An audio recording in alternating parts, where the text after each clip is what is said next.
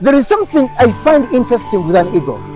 First of all, if an eagle wants to lay its eggs, it goes high up in the cliffs and lays its eggs there until it hatches them.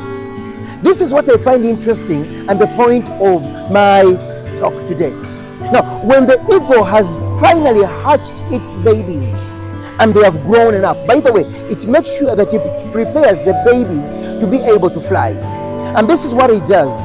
When the baby is ready to fly, it has grown the wings, it finds a very, very dangerous spot where the storm is really, really bad, where the storm is really too much, where there is a lot of mist. And then Mother Eagle gets its eaglet and takes it there. When it reaches its favorite spot, it releases the eaglet, learning how to fly on its own.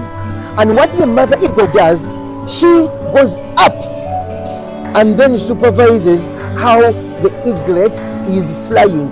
The moment it senses that the baby is actually not yet ready to fly on its own, it comes down and swoops the baby in its claws and lets the baby rest for a moment. It takes back the baby and then gives it more skills of flying. Now what happens is this: when it comes back, it also does the same thing, making sure that it gets the most dangerous spot where the storm is too much. This time it makes sure that it will not come back.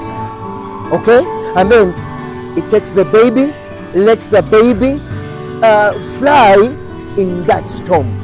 And this time what it does, Mother Eagle does not supervise the flying, but lets the baby or the eaglet fly on its own to sustain by itself in the air.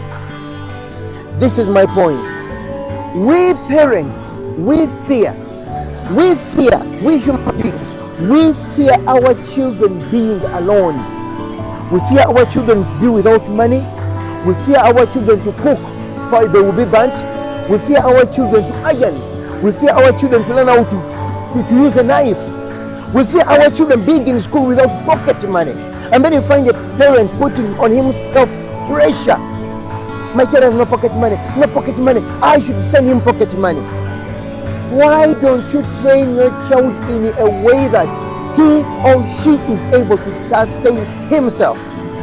Some parents reach an extent of supervising and making sure they take care of their sons and daughters who are over 20 years.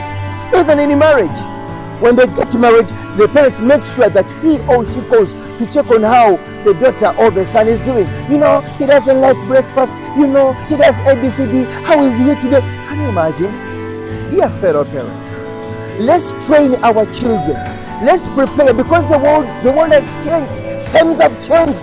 Where we are going, the world is tough. It's really tough. But how have we prepared our children to face those tough times?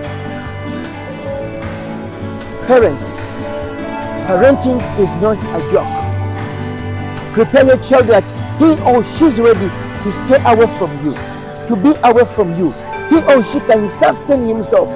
Give him or give them the skills, give her the skills that are going to help him or her live an accountable and responsible life. Don't put yourself on pressure. Tomorrow you are away, today you are away. Is your child ready to live with somebody else?